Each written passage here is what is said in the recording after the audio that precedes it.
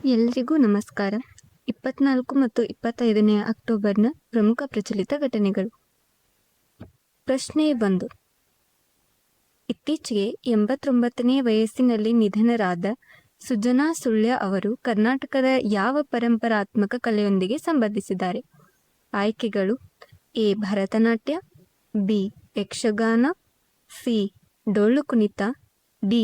ವೀರಗಾಸೆ. ಸರಿಯಾದ ಉತ್ತರ ಬಿ. ಯಕ್ಷಗಾನ. ಪ್ರಶ್ನೆ 2.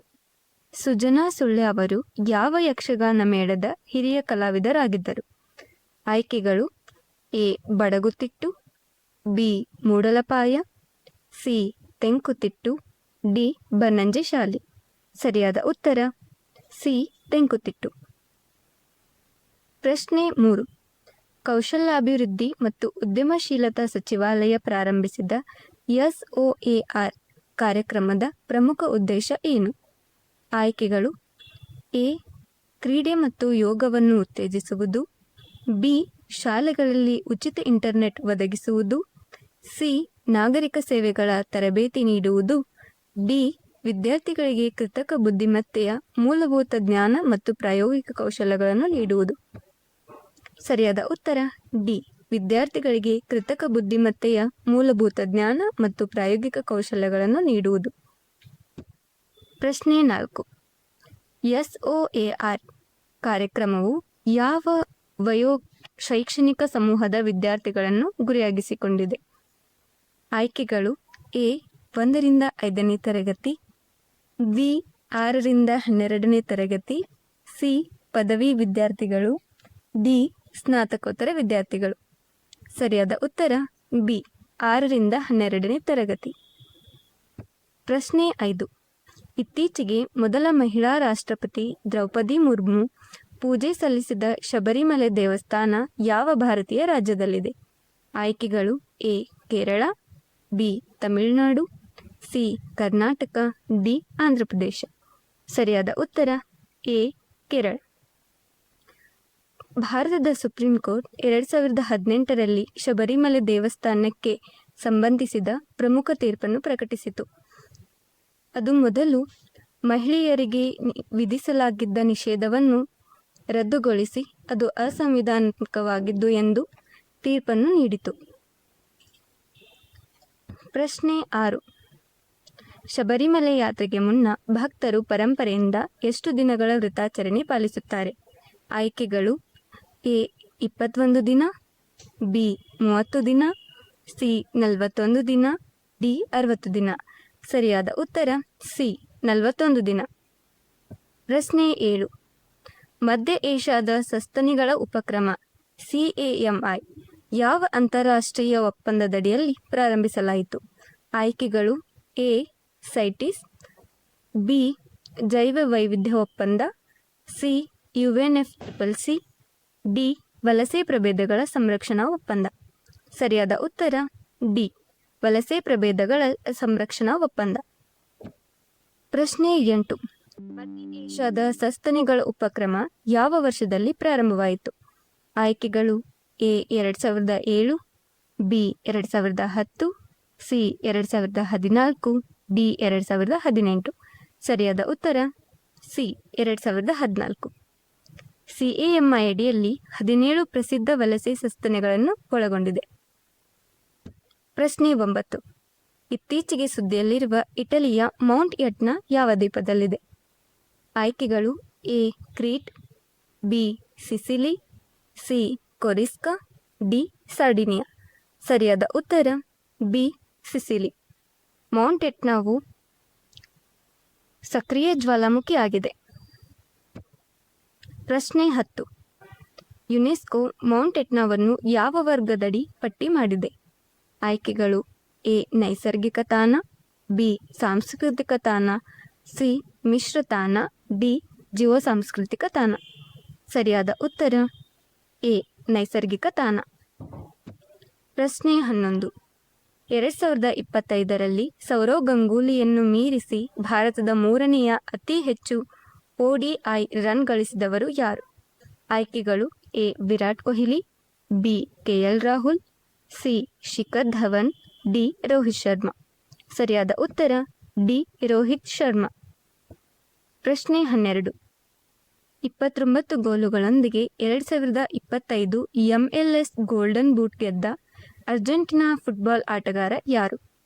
ಆಯ್ಕೆಗಳು A. Lionel Messi, B. Angel Di Maria, C. Paulo Dybala, D.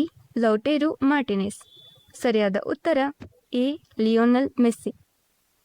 ಪ್ರಶ್ನೆ 13. IMF ವರ್ಲ್ಡ್ ಎಕನಾಮಿಕ್ ಔಟ್ಲುಕ್ 2025 ಪ್ರಕಾರ ಭಾರತದ 2025-26ನೇ ಸಾಲಿನ GDP ಬೆಳವಣಿಗೆಯ ಅಂದಾಜು ಎಷ್ಟು? ಆಯ್ಕೆಗಳು ಎ. 5.8%, ಬಿ. 6.2%, ಸಿ. 6.6%, ಡಿ. 7.1%. ಸರಿಯಾದ ಉತ್ತರ ಸಿ. 6.6. ಪ್ರಶ್ನೆ 14.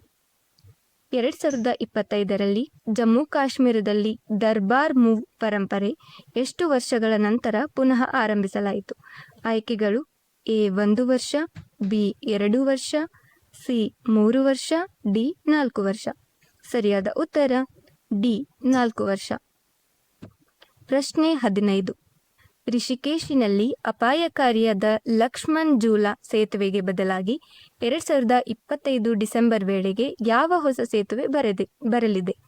ಆಯ್ಕೆಗಳು A. Neelakantha Setu, B. Rama Setu, C. Bajrang Setu, D. Ganga Setu. ಸರಿಯಾದ ಉತ್ತರ ಸಿ. ಬಜರಂಗ ಸೇತು. ಪ್ರಶ್ನೆ 16.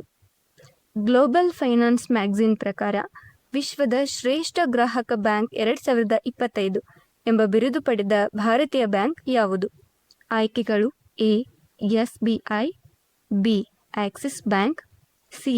ICICI bank, D. HDFC bank. ಸರಿಯಾದ ಉತ್ತರ A.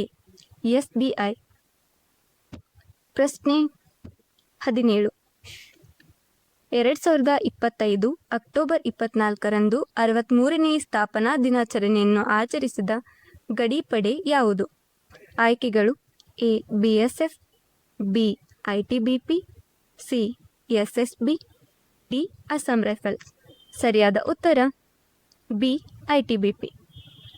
BSF border security force Bharat, Bangladesh, Bharat ಮತ್ತು ಪಾಕಿಸ್ತಾನದ ಮಧ್ಯೆ ಕಾರ್ಯನಿರ್ವಹಿಸುತ್ತದೆ.